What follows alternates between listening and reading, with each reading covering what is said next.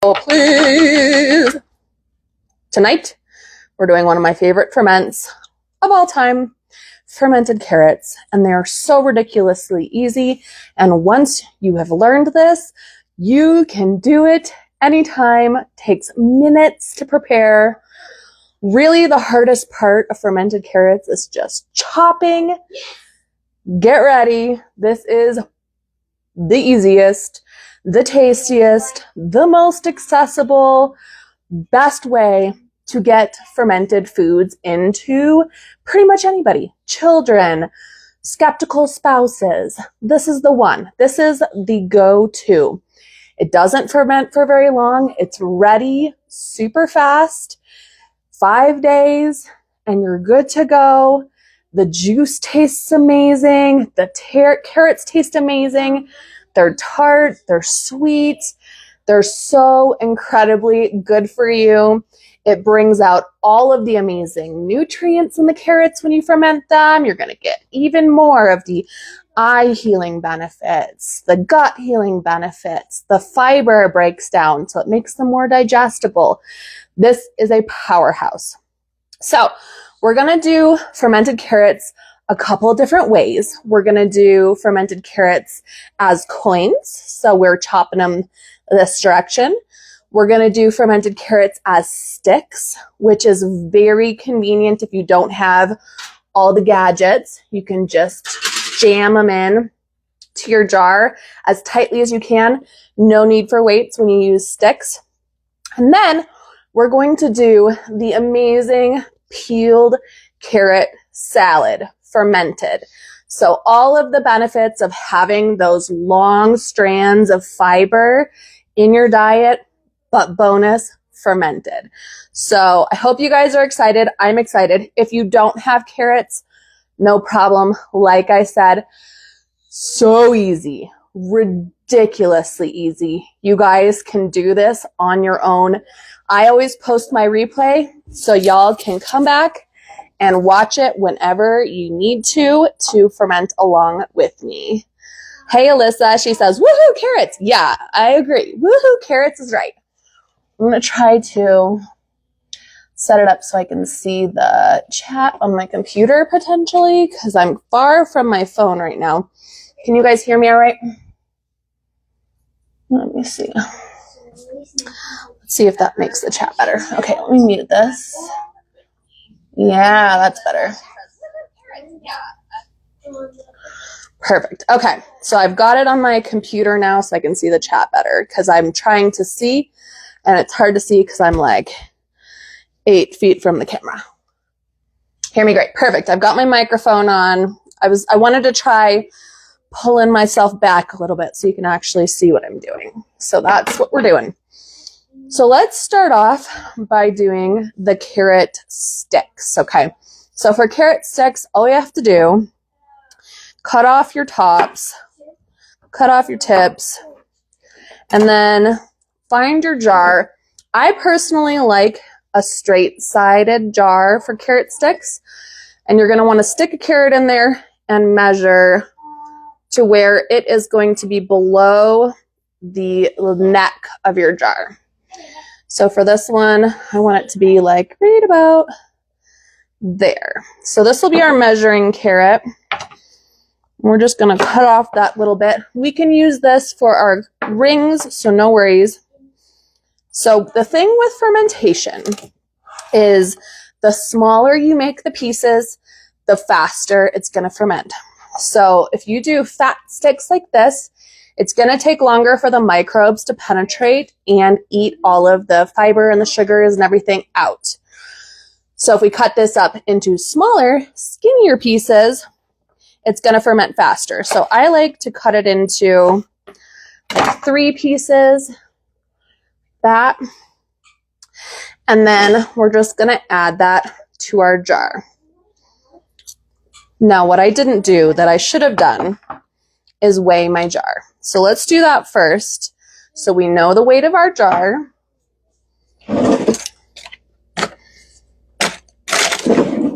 So I have my scale here, and I'm going to change the unit to grams. This is just a little digital scale. The I have a love-hate relationship with the scale because it falls asleep really fast. So what I've learned to do is we're going to tear the scale, make sure it says 0. We're going to put our jar on there, and then we're going to write down the weight of that jar so that we can do the math when we are done filling our jar up. So this one weighs 264 grams. So I'm just going to label this jar 264 with a piece of tape, just to cut that out and make it real easy. My tape is stuck. How was everyone's weekend? It's Tuesday now. Did y'all do anything fun for Valentine's Day? While I'm at it, I think I'll weigh my other jar because I'm thinking about it. So the big jar, this is a quart. This one is a pint. So this one holds 16 cups. 16 cups? Yeah, 16 ounces. 16 ounces here. This one holds 32 ounces. I'm going to label this one as well. So 374 grams for this. Would this work with cooked carrots? I can't do raw veggies. So here's the cool thing about these fermented veggies.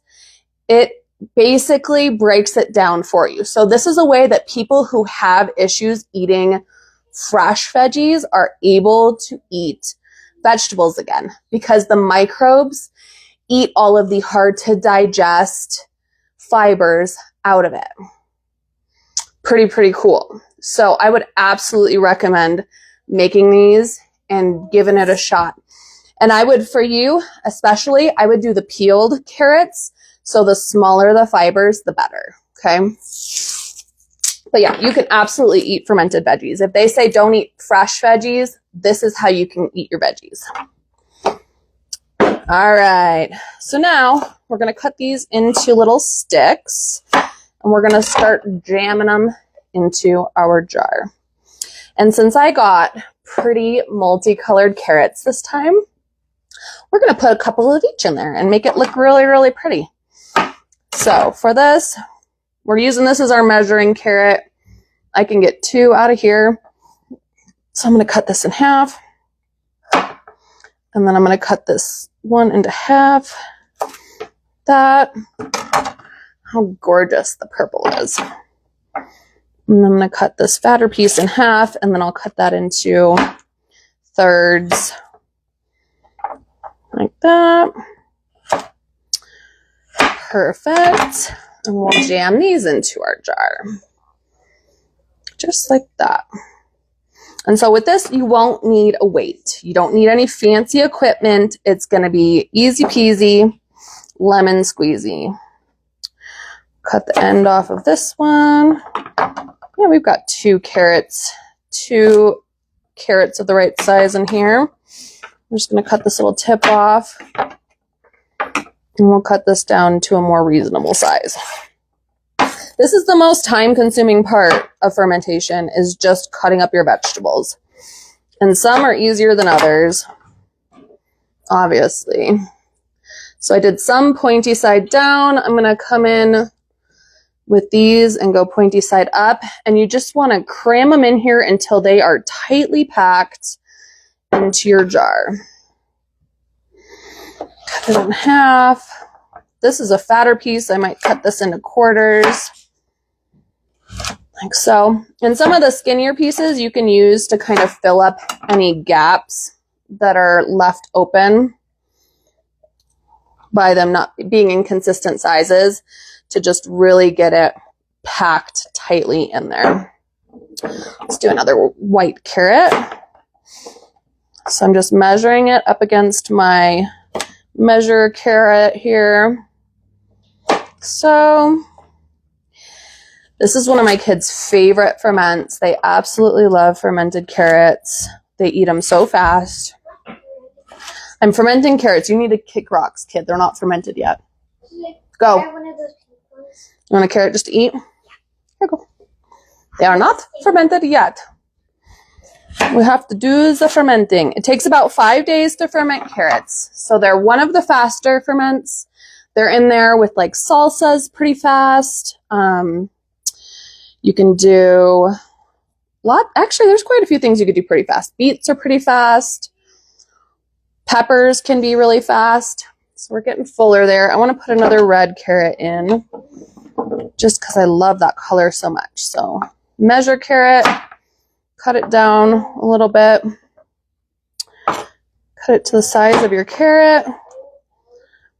We're saving these little nubs for our coins. I'm going to cut this in half. So this is pretty skinny. So I'm just going to kind of jam that in there. We're getting close to being packed here. So once we're full, I'll show you guys how to do this math. It's super, super simple. Once you know this equation, you can ferment any vegetable. It's so incredibly easy. Okay, we're almost there. I want it to be so tight that when I turn it upside down, it doesn't fall out. Okay, that's the goal here. Let's do a little more orange carrot because we have a lot of white carrot now. It's fun having more than one color. I haven't actually done the multicolored carrots for these yet. They didn't have any normal carrots at the grocery store today, so I'm like, all right, we'll do the pretty ones. That'll be fun. I'm going to kind of shove them in between the white carrots just to get like different color in there because it's so pretty. Okay, cut that in half. Cut it into half again. We're just going to jam that in here. So it's starting to get pretty packed. We want to get it in there really, really tight. This is like the absolute best place to start when you are a newbie fermenter and you don't have all the gadgets yet. Easy peasy. Jam the sticks. And these are so delicious. Can you picture like your chicken wing platter and you've got celery and carrots? Well, what if you replaced regular plain old fresh carrots with fermented carrot sticks? How fancy is that? Okay, you see that? That is pretty close to being tightly packed. I think I could probably fit one or two more in there, so I'm going to cut this one. I'm going to cut my sample carrot and shove it in there. We want it really, really snug. We don't want any of them escaping. Alyssa says these are your favorite. Yeah, I could see why. All right, give it a shake. It's not moving. We're good to go. So now that we have our carrots, the next thing we have to add is water. So I'm just going to set this down and we're going to fill this up to roughly the neck with water. Like that. And since we already weighed our jar, this makes it really, really fast and easy to calculate what we're doing here. So I'm going to set this whole jar on here. We've got 673 grams, and that's our carrots, plus our water, plus our jar. So the next step is we have to remove the weight of our jar. And for that, I'm going to need a calculator because mental math is not my fave. So 674 minus 264.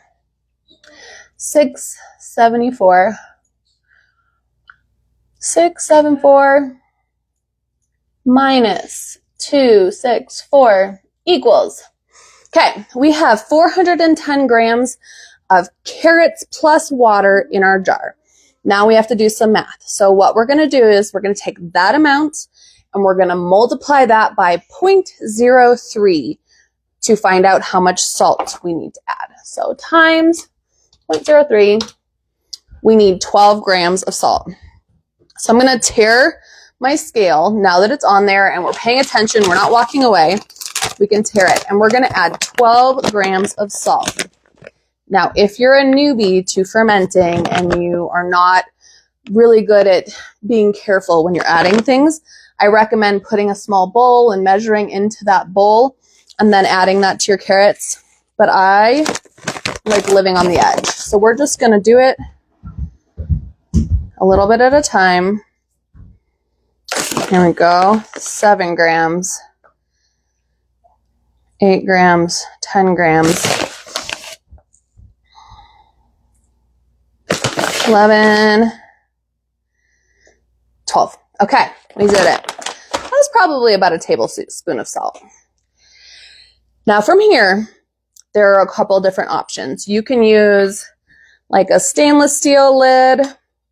You could use a burping lid. This one has like a silicone ring in the center.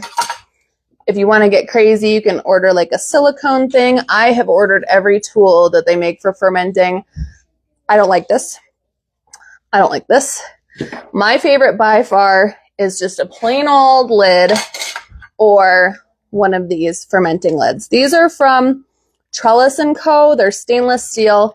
They just have a little silicone flap, and then there's little holes in the top there. So if the air needs to come out, it'll just push through that hole. And I just put that lid on there. And from here, it's just 5 days. Super, super fast. So today is the 17th. So we'll write the date on our little tape. 2/17/26. This, all you have to do now is sit it on a tray or a plate with a lip around it in case it bubbles over. Within the first couple of days, it'll get really bubbly and active. You'll see your brine will start to get cloudy. That's how you know it's working. That's exactly what we want it to do. It might bubble out a little bit. If it seems like, if you're using a regular lid and your lid is bulging, if it's bowing out, you know that there's pressure in there and you're going to want to burp it. So burping it just means opening the jar lid and then closing it again. Just that easy. So there's our sticks. Beautiful little sticks. Super, super fast and easy. The next one that I like to do are coins. I call them coins because they're a circle. So all we're doing is cutting them into little circles. The smaller you cut it, the faster it'll ferment. If you cut it wider, it's going to take longer. So I'm just going to start chopping and throwing my carrots into the jar. I already weighed this jar, so we know that the quart-sized jar weighs 374 grams. Easy peasy. Don't have to think about that. Don't have to worry about my scale falling asleep. I like my carrots about 1/2 inch wide. Somewhere in there is pretty good. Oh, my daughter stole all my red carrots. So much for my pretty display. No more red carrots for you, woman. I'm trying to cut my toe off. There was only one purple carrot. And it was very skinny. It was very skinny. And it still would have been delicious. All right. So we're just going to cut this tip off. They all taste the same? Did you try the red one or the orange ones and the white ones? I'm eating a white one. Ah, and it tastes exactly the same as the orange one? Well, yes, it is. Wow. Okay, so I just cut off any parts that look a little ucka. If it's got a little blackness, cut it off, no big deal. It's not gonna hurt anything. All right. Not hard to do at all. It's gonna take me like 10 minutes maybe, if that, to do all of these carrots. The hardest part of fermenting, honestly, is the waiting. Like, that is the hardest part. I would love it if they were done today, but you just have to figure out a pattern and figure out how to, like when I open my jar of carrots that are done fermenting, I know that we're going to eat that within a day or two. So start your next jar of carrots. It's all about timing. That's really the most important thing. Okay, got some orange in there. I'm throwing carrots all over the floor. Getting yourself unfrozen to do it. Yes. Well, doing it with me, having me as your helper to be your executive dysfunction buster. Like, oh, Vanessa's making carrots. I better make carrots too. It's always an option. All right. That one was a little caca. Just kind of shave off any yucky bits. I don't peel them because a lot of the good microbes live in the peel. So I like to save those.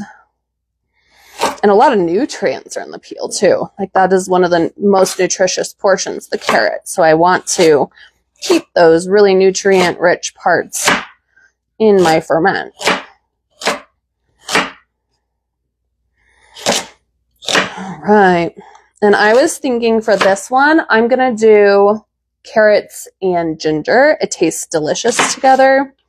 So I'm just going to add a little ginger. You can add any vegetable you want with this weighing method, but you want to try to pick veggies that are going to ferment at about the same rate.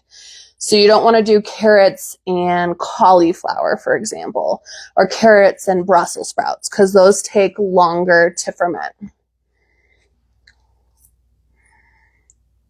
You stare at your phone and say, go live. Yes, the body doubling factor definitely helps. Okay, whoop, we'll get those loaded in. That tip looks a little yucca. Let's see if there's another purple carrot in this other bag. I got 2 bags of carrots today. There's another one. I wanted to have kind of equal, even colors. Whoop, throw that on the floor. It's fine. There's no lid on that jar, Vanessa. All right. Cutting off the tops. Cutting off the tips. Go.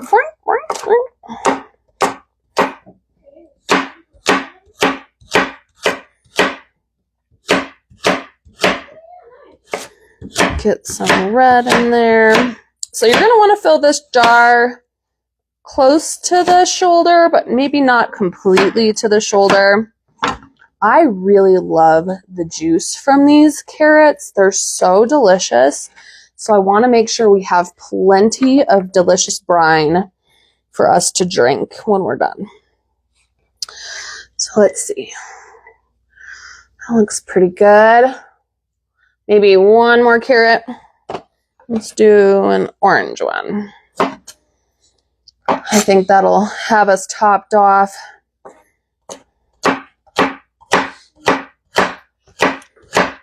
Okay, I'm dropping carrots on the floor. The only problem with the coins is they are very rolly.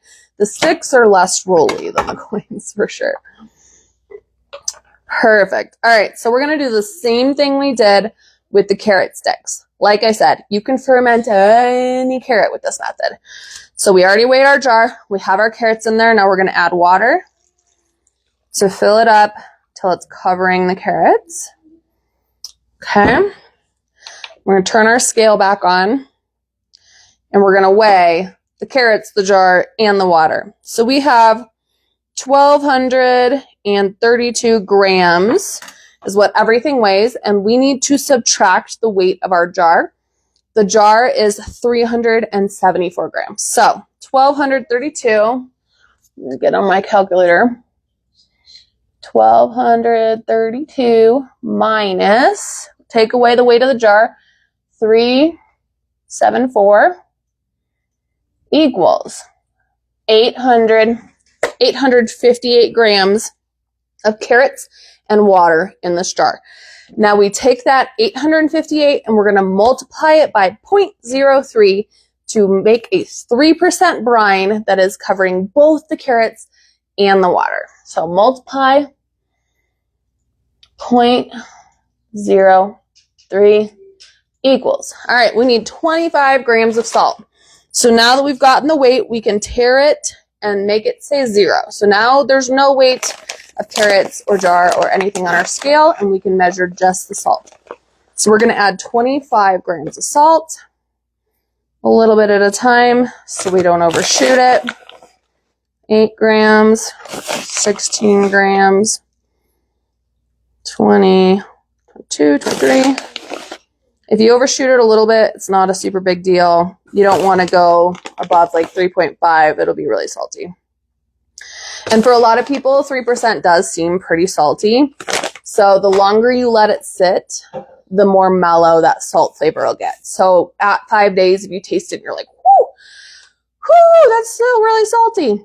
Put it in the refrigerator, let it chill for a couple of weeks, and that salt taste will go away. It won't be nearly as salty.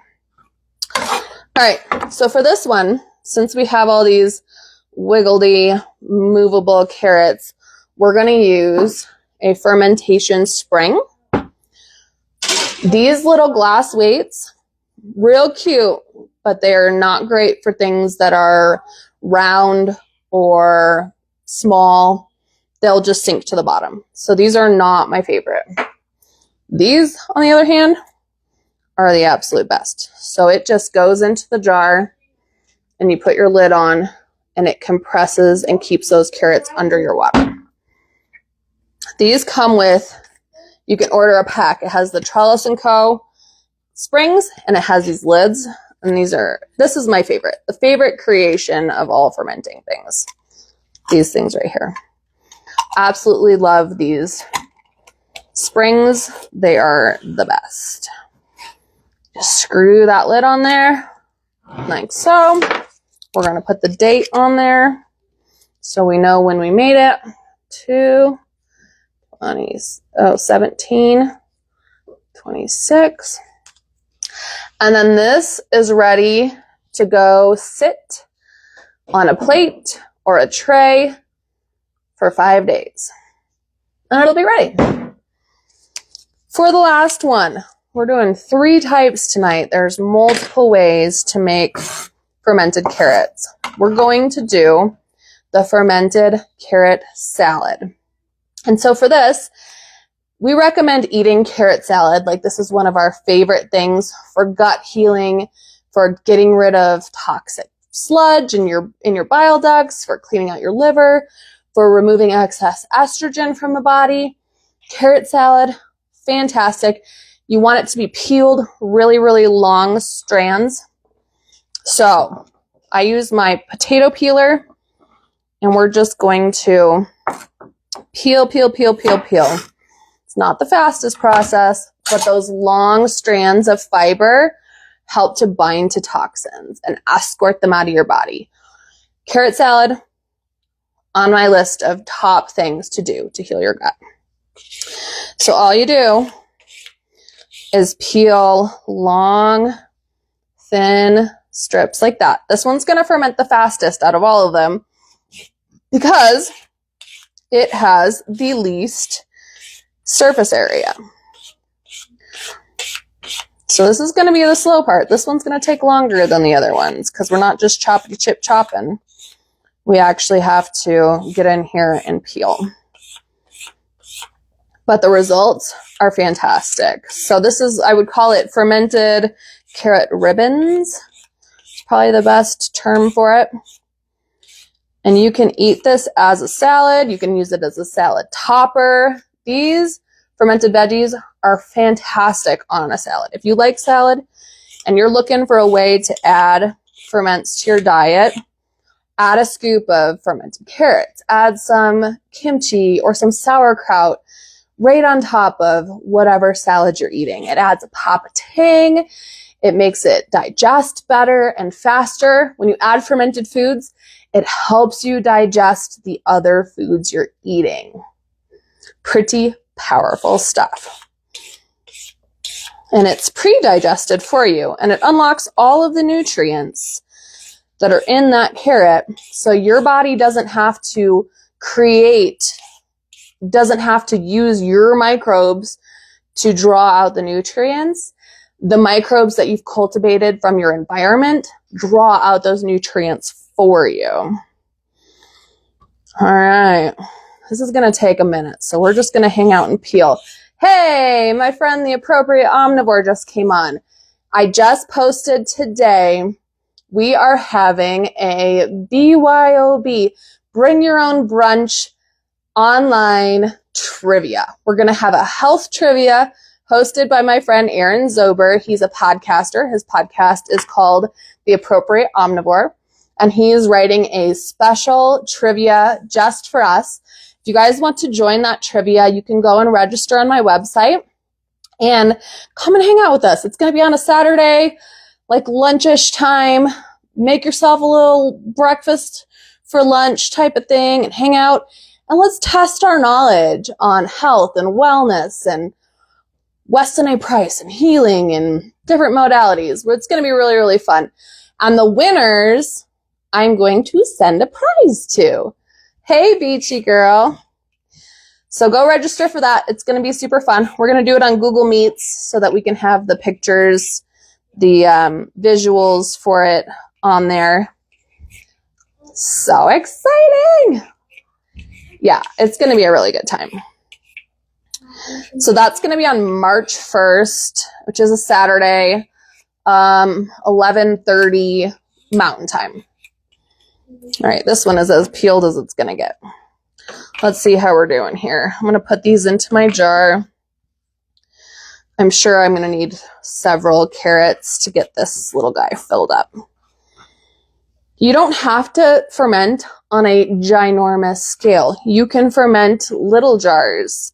It's not a big deal. I don't know if you guys know this, but the people in Japan, when they set a dinner, right, at their table, there's always these little containers of different fermented foods at the table. Same with Korea. Like all of these Asian countries, they serve these as they should as condiments, and they just have them with their meals. They have like little containers with a little bite of this and a little bite of that. And it's such a great way to add diversity to your diet and get those microbes in to aid in digestion. Absolutely brilliant. They are ahead of the game for sure. And that's something super easy for us to do. Like if you struggle to remember to eat your ferments, get them out, set them on the table, put a fork next to it. That is the easiest way to get those in. Have them right there. Can't miss them. A lot of times our ferments are our main vegetable with our dinner. I don't really love cooking like multiple side dishes with our meals. So I will make a main protein dish, and then our fermented veggies are the side, and they're already ready, and they're really digestible. So it's a great way to help with your digestion and your inflammation and all of those things just by having a little bite of a ferment when you eat your dinner. You don't need a ton. A couple tablespoons is great. It's all it takes to make a huge impact in your inflammation, your gut health, your digestion. They have a low pH, which makes them help with your stomach acid. It's just all around a really, really good practice to make sure that you're getting these guys in. All right. That's all it is. Just peel it till it's a nub. Now you can save these little nubs and chop them up into smaller pieces and still ferment them. But once they're unpeelable, it's kind of pointless to continue to try to skin your finger off. Okay, I'm going to put the white ones in there. Just like that. And I think I could probably fit a purple carrot in there. We'll be good to go. Okay. Beautimous. Oh, it's going to be so pretty layered like this. I'm so excited. So excited. Let's see if there's one more purple carrot. Oh, snap. My phone is ringing. Turn that off. Okay. Sorry, y'all. My bestie calls me when she's driving, so that's what that was. Okay. Cut off the end, cut off the tip. And I don't know about you guys, but when I buy carrots, if I don't ferment them, I forget about them and they go into the drawer of my refrigerator and they just stay there until they're yucky and like growing stuff. So when you can buy something like this and just put in the little bit of effort it takes to get it preserved, these carrots, after you fermented them, will keep in the refrigerator almost indefinitely. Oh, they're so beautiful. It does make you want to eat them. I totally agree. Alyssa says, I love how beautiful they are. It just makes you want to eat them. Yeah. Makes you very happy to eat them. They just add so much color and diversity to your plate. And they make you feel amazing. Absolutely amazing. I've been eating eggs for lunch. That's been kind of my favorite lunch recently. And I started adding kimchi to my eggs, and it just makes the eggs so much more exciting. There's just that pop of flavor, that tang, a little oniony flavor, a little garlic, just so much more va-va-va-voom, if you know what I mean. Okay, get this guy peeled down. And I think with the rest of these carrots, I bought 2 bags because I had big plans to make a huge jar, and I think I will chop them up and make one more big jar after this. Okay, there's my purple. Shove this in our jar here. See where we're at. Oh, I think we could fit one more carrot in here. We're getting there. It's looking good. Yeah, so once you pack it in, it sinks down a fair bit. Maybe 2. I might be able to fit 2 more. Let's do another orange one. This is a nice big chunky one.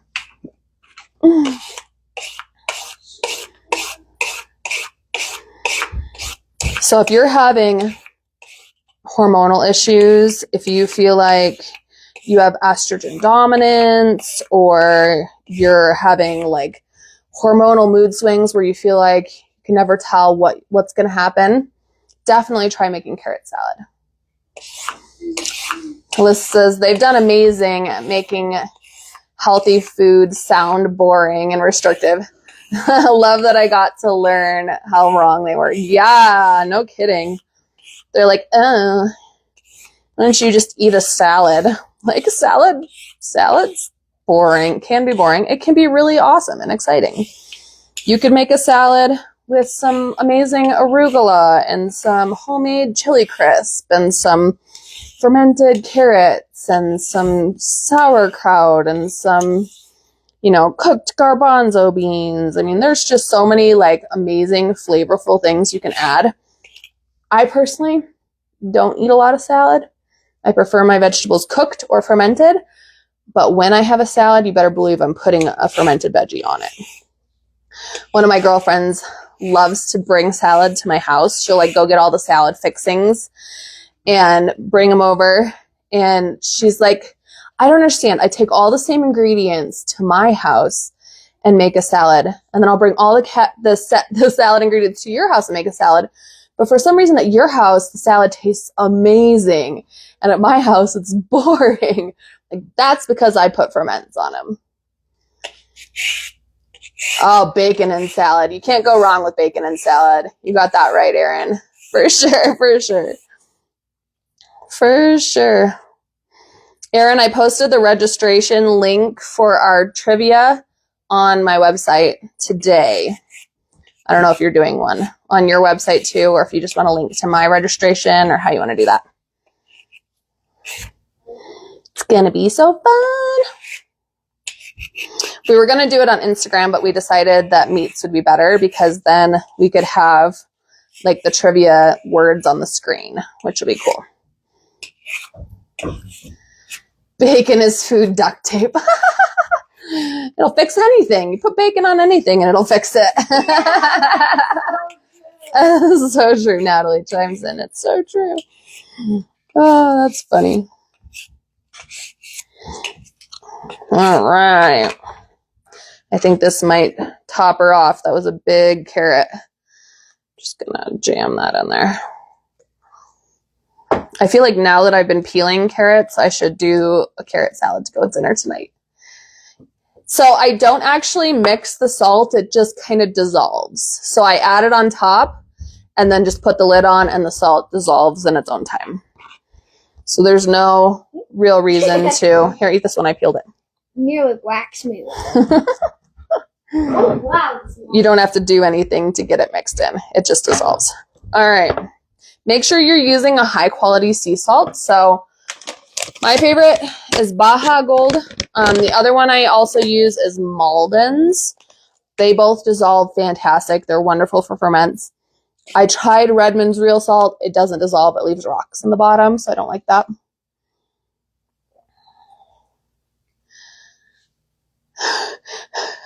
Aaron said, if I have 2 pieces of bacon and I give you 1, how many pieces of bacon do I have? Natalie said 1. 1. The salt will just fall into the water. You don't have to worry about the salt like at all. I put the salt in here and it is already dissolved. It will, as long as it's on top of that water, it'll dissolve in there. It's not something you have to stress about at all. It's very, very, very low maintenance. Okay, let's do 1 more carrot. I keep saying 1 more carrot and then I pack it. I'm like, 1 more carrot, pack it, 1 more carrot. These peeled carrots are deceptive. You think they would not fit. The answer is 2. Why in the world would I give you half of my bacon? I agree with that, Aaron. I agree with that.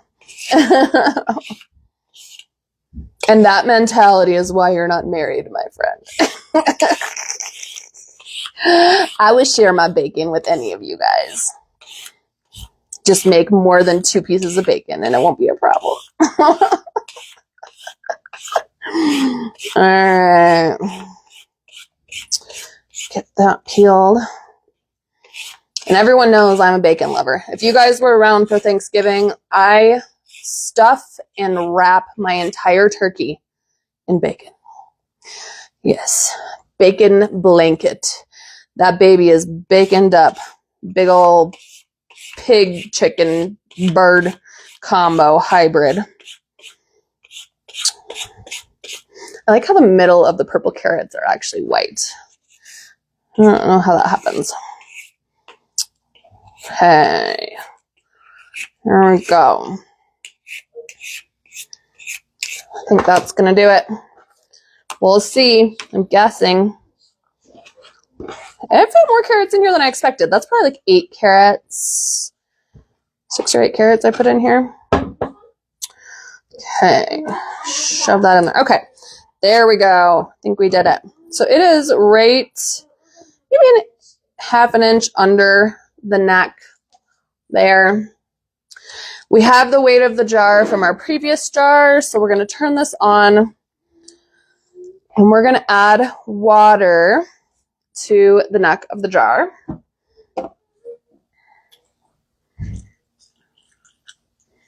Like so. Let's see, which one did we get more carrot into? I think that's pretty close, actually. Pretty similar amount of carrot volume as our sticks. Put a little bit more. Okay.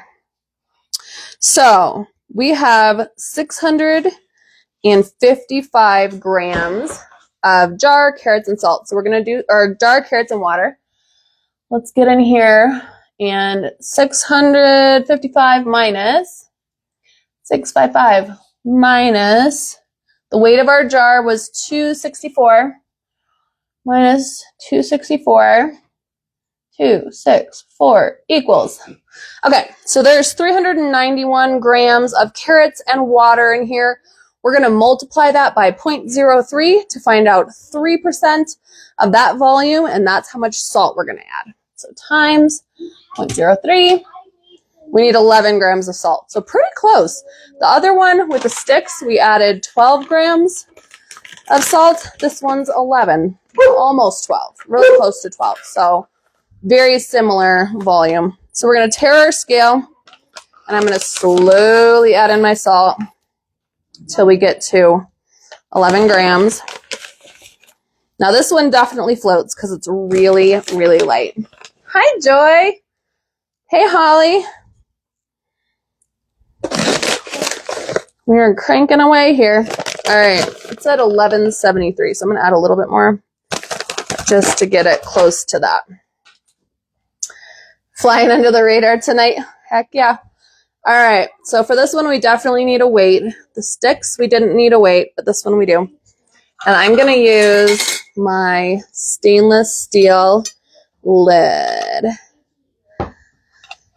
Hi, Pet Mom Nikki. Nice to see ya. All right, screw this on just like that. This is a stainless steel lid. One of my favorite reusable lid options for sure. It washes up really, really nice. Okay, so now our carrot peels are pressed under the brine. Now, since this doesn't have a venting option, we're just going to have to make sure that we come in and burp it once a day for the next couple of days. This will be ready in 5 days' time. Holly, how long did you ferment your shredded carrots for? Because it should be faster since the surface area is so much thinner. I don't think I need to label this. I know what it is. Yes, I'm doing the shreds, and I already did sticks, and we already did coins. We're just cranking them out tonight.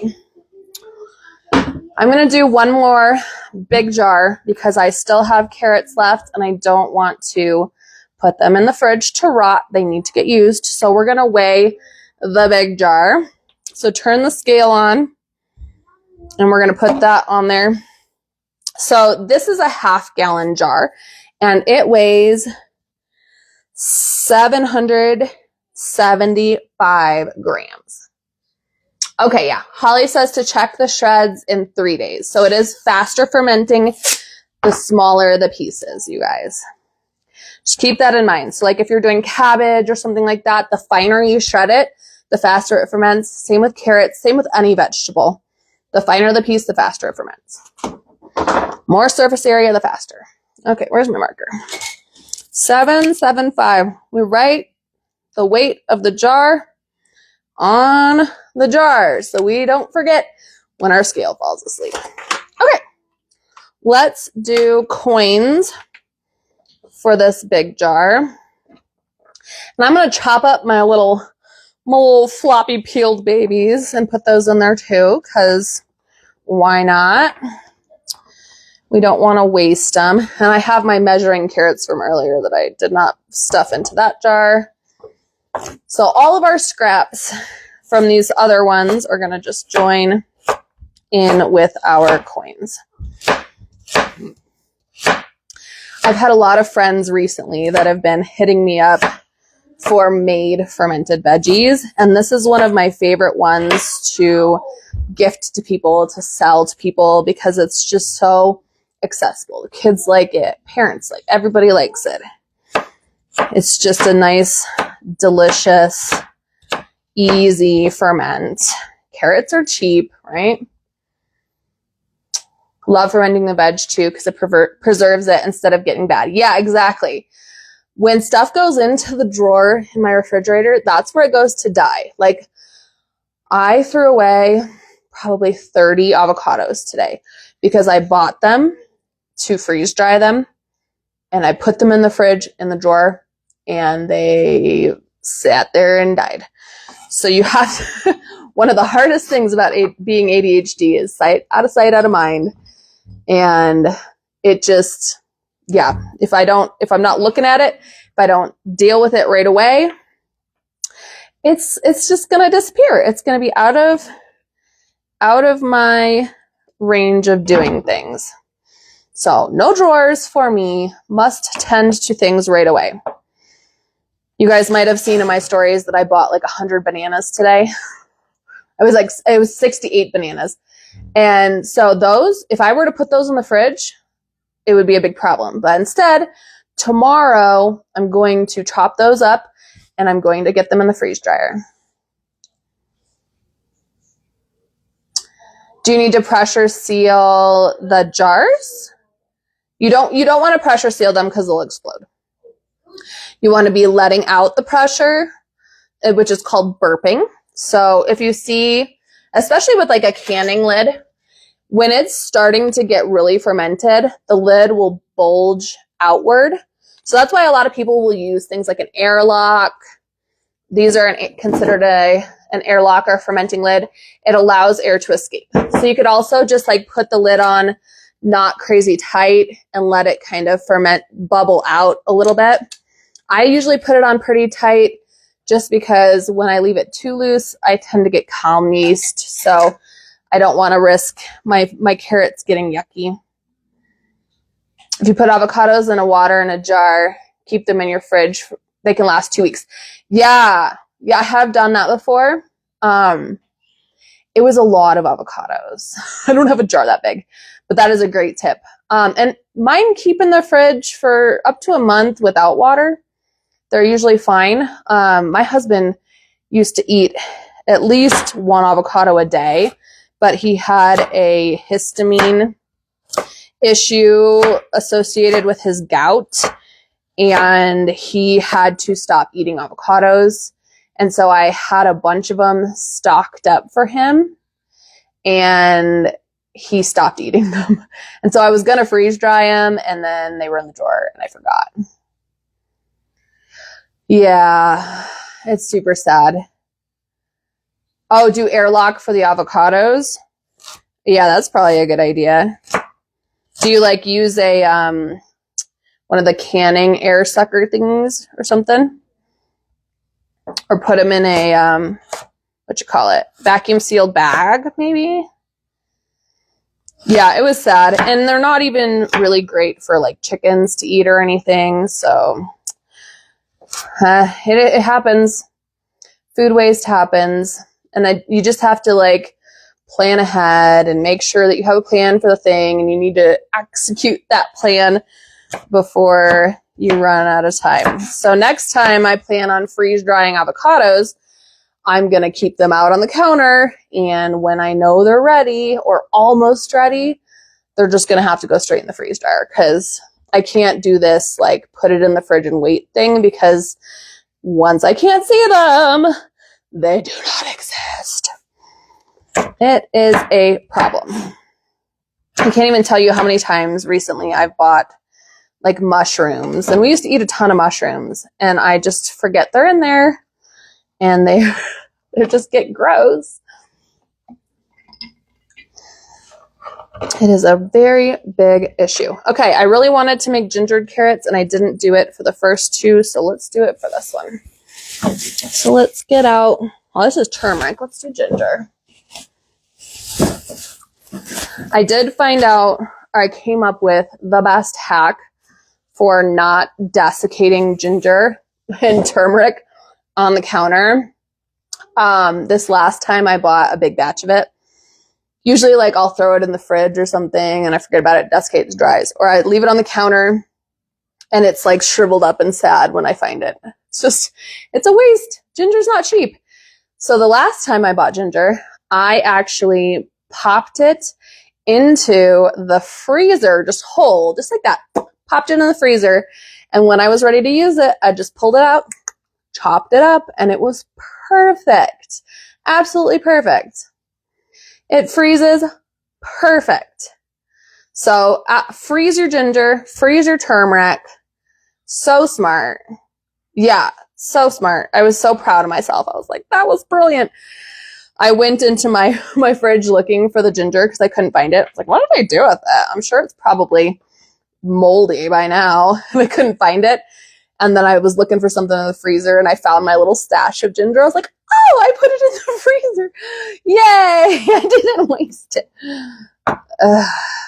I tell you guys, some of the things, you can even surprise myself sometimes with my brilliance. So I'm just going to cut these like really thin so that they'll ferment similarly to the carrots. This adds a really yummy flavor to the carrots. Adds that little pop of ginger. And I'm just going to kind of sprinkle them in layers. You don't need a ton of ginger. This little nub will be great. You've been doing that for years. Buy it in bulk, save money, can't use it fast enough. Yeah. Frozen ginger. I should make a reel about that. It's honestly, it's so brilliant. It's so simple and so brilliant. You're the head of the game, Melissa. Head of the game. Why didn't you tell me that years ago? Could have saved so much money on wasted ginger.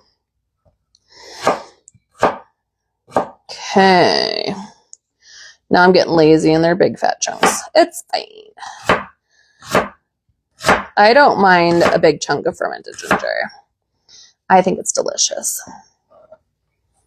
Makes it easier to peel it too. Heck yeah. Yeah, I don't ever peel ginger. So lazy.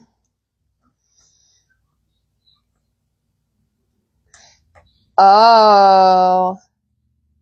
That works with garlic too? I know, oh, wonder if it works with garlic. I bet it would. I bet it would make it easier to peel it. If it's a good idea, you always assume I already know. Not always. I guess I just haven't complained about my rotting ginger to you yet for you to be able to save my day. That is a really good question, Pet Mom Nikki. We should try ginger too. Or not ginger, garlic.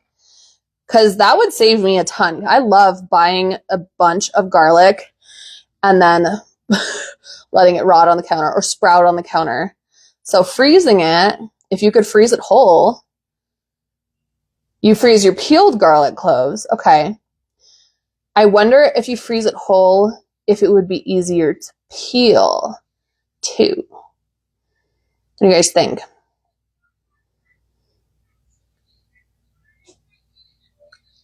Yeah, definitely join us in TMT Tribe, Miss Nikki. You should, if you aren't already.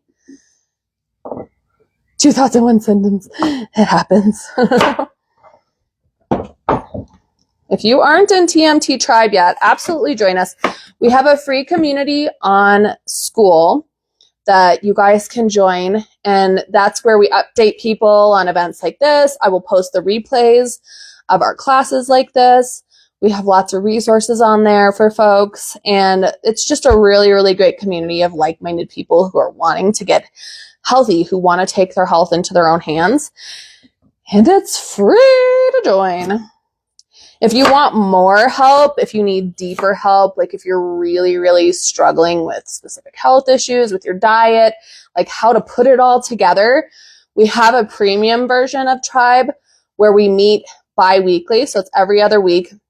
We do an education portion where we'll teach you something exciting and powerful. Last time we did Microbiome 101, just teach you how to, like, how your microbiome works, that you're mostly microbes, right? Very, very cool stuff. And then the second one of the month, we do a Q&A.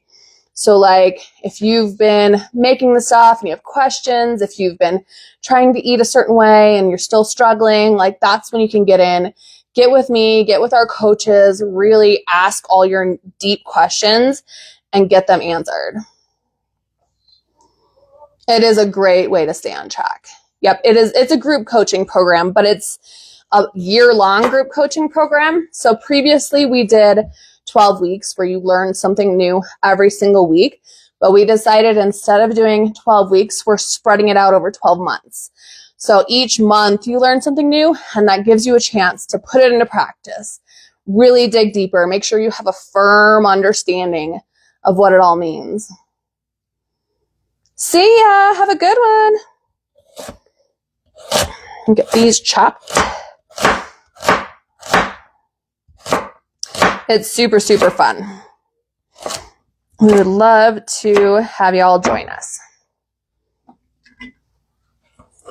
All right.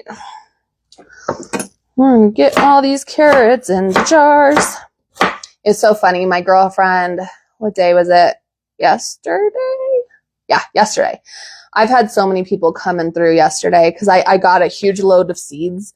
If you guys saw in my stories a couple days ago, my neighbor works for Botanical Interest Seed Company, which is an amazing local Colorado seed company. They do organic, non-GMO seeds. They're fantastic. Well, they have a really great program where when retailers are done at the end of the season, like whatever seeds they didn't sell, they send them back to Botanical Interest Seed Company, and they, at Botanical Interest, donate them out into the community. So since my neighbor works there, she's like, you're a gardener, right? Do you know a lot of gardeners? And I was like, yes, I do.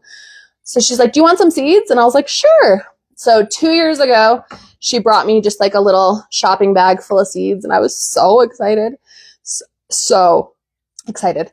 And I started calling her the seed fairy, right? Because she's my seed fairy. And the following year, I was like, hey, we're doing a seed swap. If there's any extra seeds, we would love to get some. And she brought me over a box like this big full of seeds. And so our seed swap went from swap into seed take, which was so awesome. We had such a great time. Well, this year I reached out to her and I was like, we're getting ready to have our seed swap again. If you guys have seeds. And she's like, well, I'm not in charge of that program anymore, but if you want to come down to the warehouse, I'll see what I can get for you. I was like, okay. So I went down there at 8 a.m. the other day, and she's like, walks out with a box this big full of seeds. And then she goes, hold on, I got 2 more for you. So she went and grabbed 2 more boxes. And then she went and took me on a little tour of the warehouse, and she's like, let's grab one more. She grabbed 1 more box. So she gave me 4 giant boxes full of seeds. So we've spent the last couple days organizing them and getting them ready for our seed take. Yeah, we're definitely talking about doing a garden club and tribe too, for sure. We need a gardening section. So yeah, it's been super fun. So I had a bunch of friends coming through my house the last couple of days to pick out some seeds to take home. I have tons of gardening friends. Like anytime I meet someone who has a similar interest, I'm like, let's hang out. So I've collected all these friends.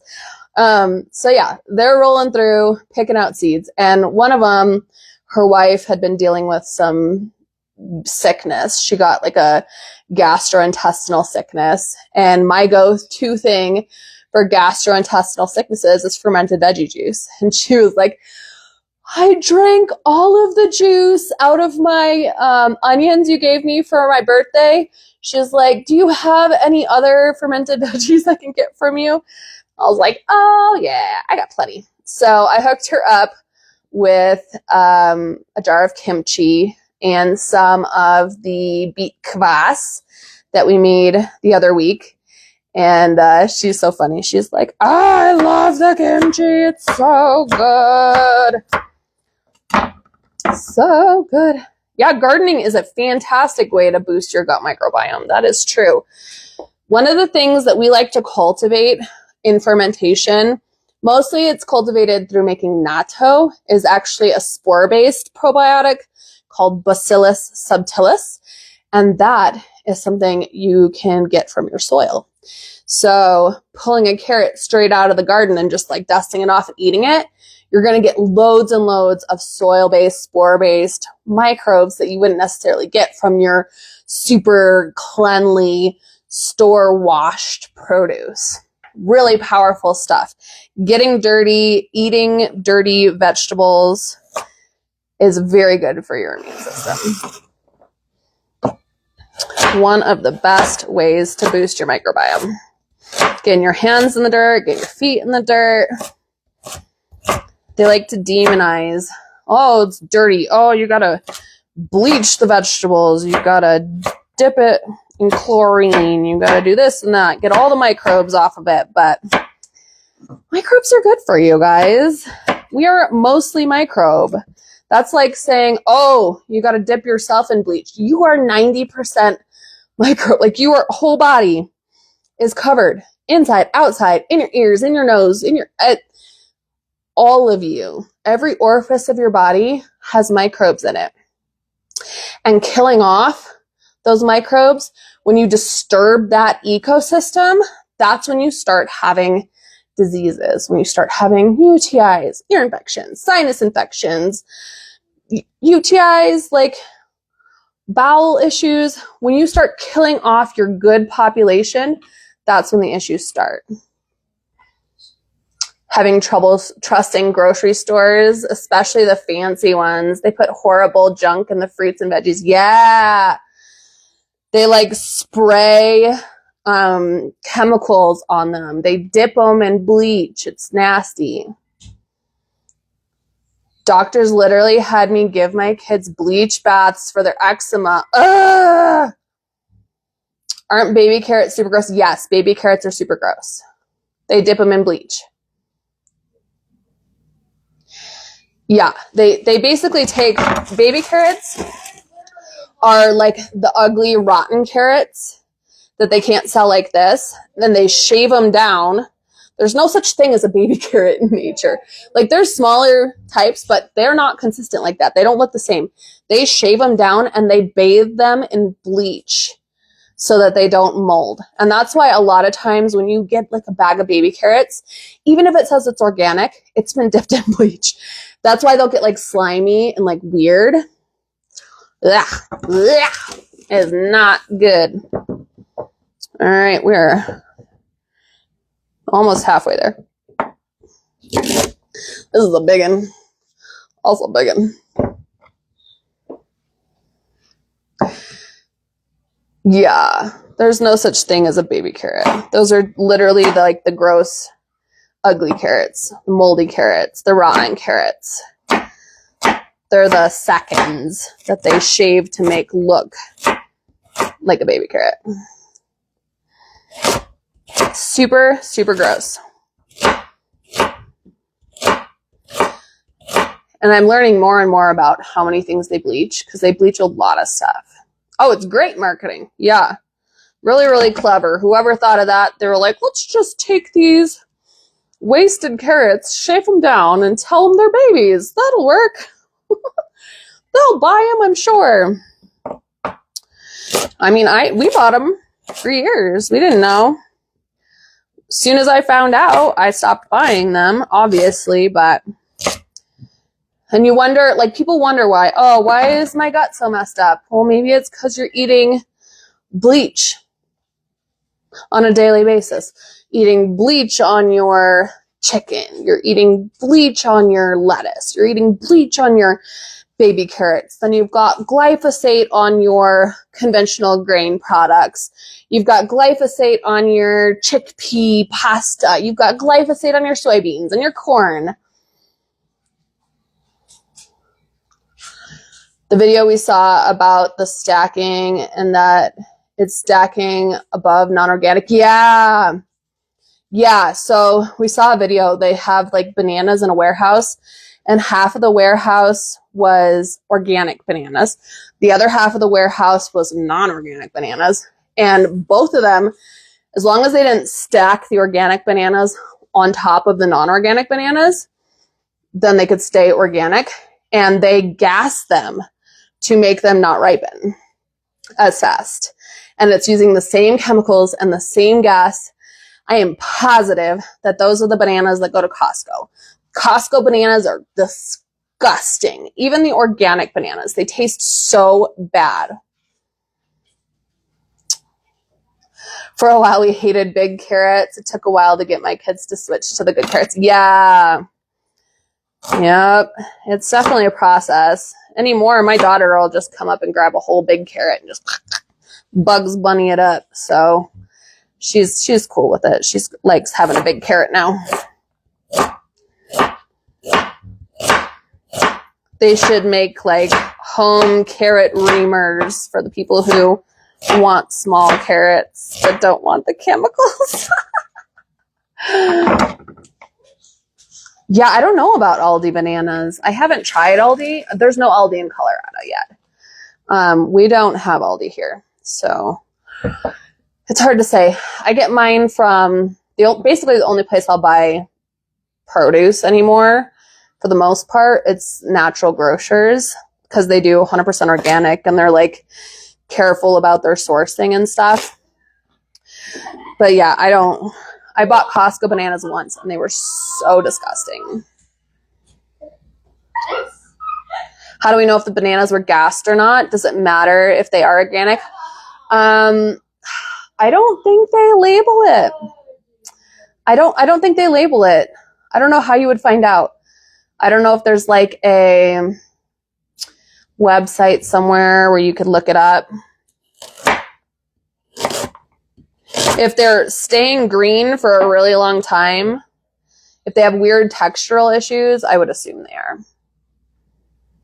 You guys don't have natural grocers there? Yeah, too lazy to eat the big carrots or starve. Yeah, they don't tell you if it's gassed. It's not something that they label. It's just really, really gross to me. Like, we should know what's done to our food. That should be obvious. Like, I don't care if it's a gas, it's still an ingredient, right?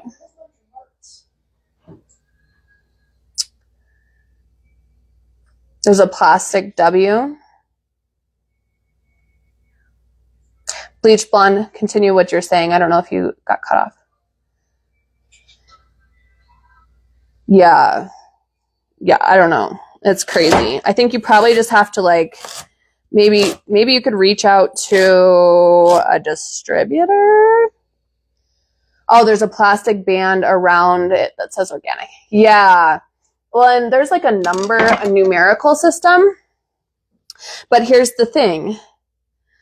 Even the organic bananas, they're getting gassed with the same stuff as the non-organic bananas.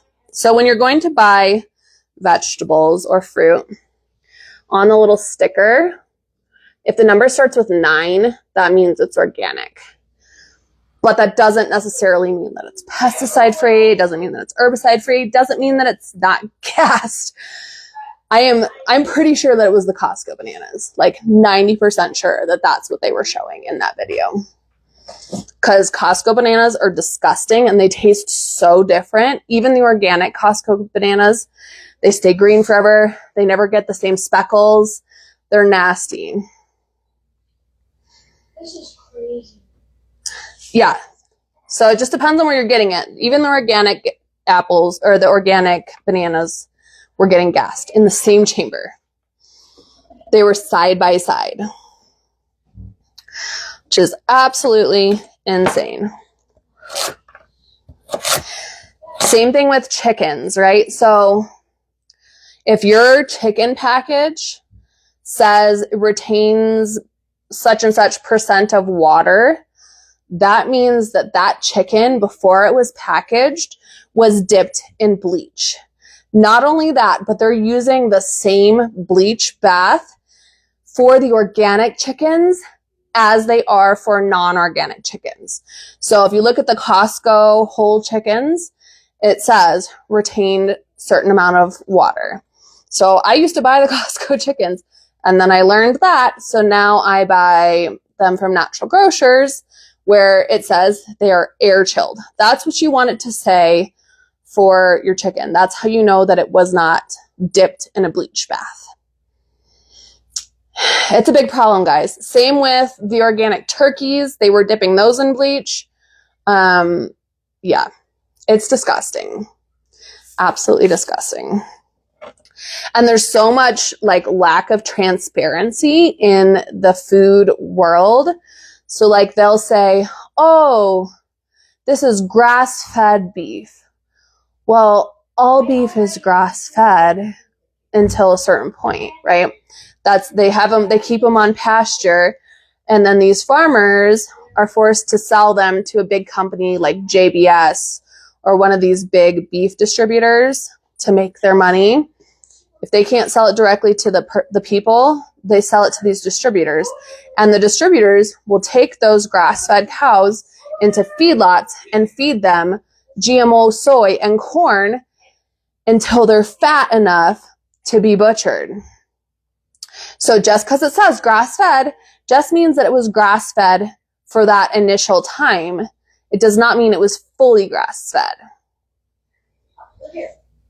Yeah, even if you don't have a yard, that's true. You can grow stuff in pots. Just keep in mind that it's gonna be like stuff at the store is sketch. The food at the store is sketch. So anything that you can grow at home is gonna be so much better for you than what you get from the grocery store. So just like pick a couple things to start. You don't have to go completely crazy off the rails and like grow every food that I've ever eaten. Just pick one or two things. Yeah, a community garden is great. Absolutely fantastic. I annex to friends' yards. I'll like plant stuff in their yard and go harvest it. Like there's tons of ways to expand into a garden without actually having like a huge garden yourself. Yeah, having a community garden is fantastic. That's such a great option. I was growing the last 8 years. I've been growing in grow bags and pots and buckets.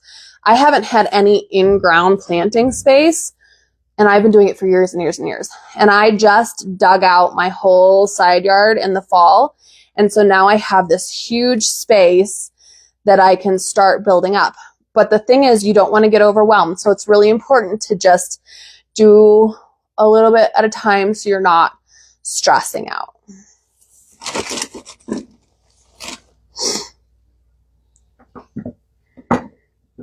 Another reason we need to live closer so you could teach me while working in a community garden. Yeah, that would be fantastic. I think actually, Alyssa, I think you live close-ish to Erin, but do you have a community garden space near you, Erin, that you grow at? Have a community garden, and I hate it. Oh no. Oh no, Dolores. What's wrong with the one by you? I'm not going big this year. I'm gonna start small because I have these dang chickens that like roam my whole yard, and they have systematically emptied every single pot in my yard. And so I'm gonna have to get a lot of new dirt. I want to like it, but I can't. Oh no. Is it the people that make it bad?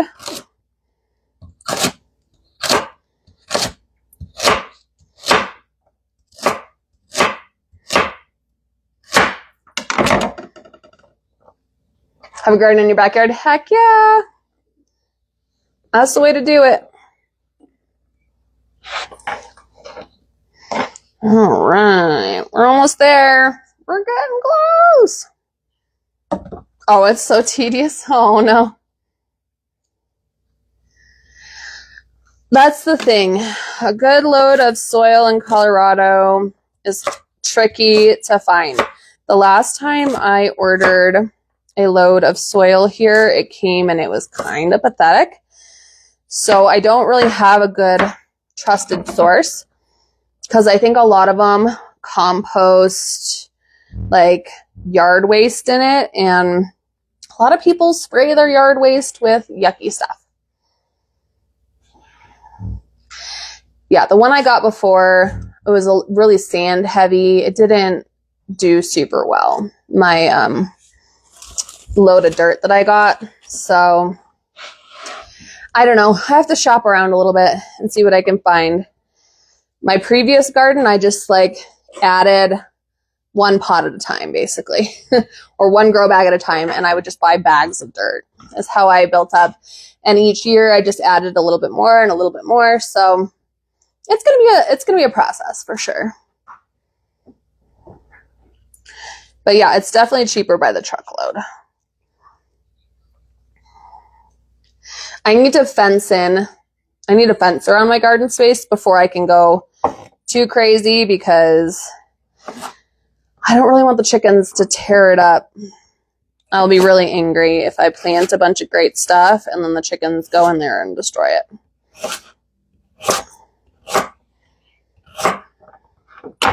That will make me very not happy. Okay, this is done. We are full, baby. Doing a huge above ground bed. I'm scared to know. Oh, it's going to fill it with bags. Yeah, I filled mine with bags. You doubled your fence because the damn chickens. Yeah. I need to build a fence around my garden. That's going to be the thing that lets me like really scale up my space. until I have a fence around it, I'm not gonna go crazy. Yeah, they rip stuff up. They're little monsters. Okay, so we've got my full jar of carrots here. I already weighed my jar. I wrote down the weight of the jar. And now we're going to add water up until the neck of our jar, like so. And we're going to weigh, turn it on, tear the scale to 0. And we're going to weigh our jar with the carrots and the water. So all of this combined, plus the weight of our jar, we have 2619. So let me get to my calculator. Clear this out. 2619 is the weight of our jar plus the carrots. We're going to subtract 775. Okay, so in our jar, we have a combined weight of 1,844 grams of carrots plus water. So now we have to multiply by 0.03 to find out a 3% salt volume for our whole jar. So times 0.03. We need 55 grams of salt. 55 grams of salt. So we're going to tear our jar again. Now it equals 0. And we're going to slowly add salt till we get to 55 grams.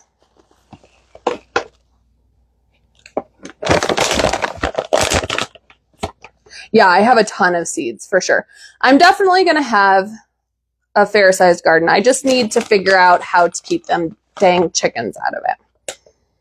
So it's going to be a process. I'm not going to rush. I have my little stand-up garden. I have 2 garden beds that I'm going to protect with chicken wire around them. I have a couple pots. And I think I've kind of figured out that if I stick sticks in my pots where the chickens can't like get in between the sticks, they don't get in the pots. So I'm like chicken proofing some of my pots, which is hilarious. Okay, 55 grams of salt. Slowly, slowly. Don't overdo it. 54. There we go, 55. Great. Okay, I need... no wasted carrots here. I need another weight. My favorite weights. We're going to pop this on the top here. And I'm going to use just a regular old canning lid. Start training them. How do you train a chicken to stay out of my garden? Greenhouses are okay. They get too hot in the summer. I don't know. Honestly, I don't know what I would really do with a greenhouse, if I'm being honest, because this lid doesn't want to work. I'm going to get a different lid.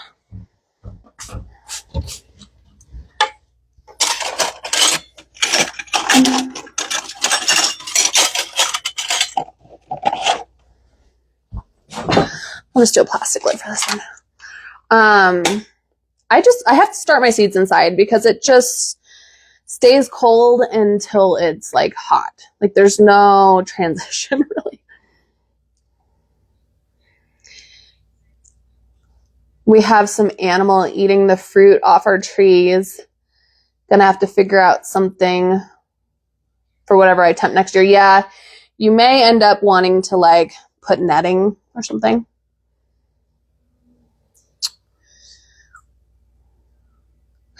Yeah, if that's tricky. I would have to have a heated greenhouse, and then I would have to have like removable panels or something to even have it be useful. It's snowing in California right now, where Holly's at. It was chilly today. It's supposed to be chilly all week. It was hot, like high 60s, low 70s for the last probably 10 days here. And then today it was like in the 40s and 50s. And I was like, yeah, freezing my booty off. It got cold. All right. These will be ready in about 5 days.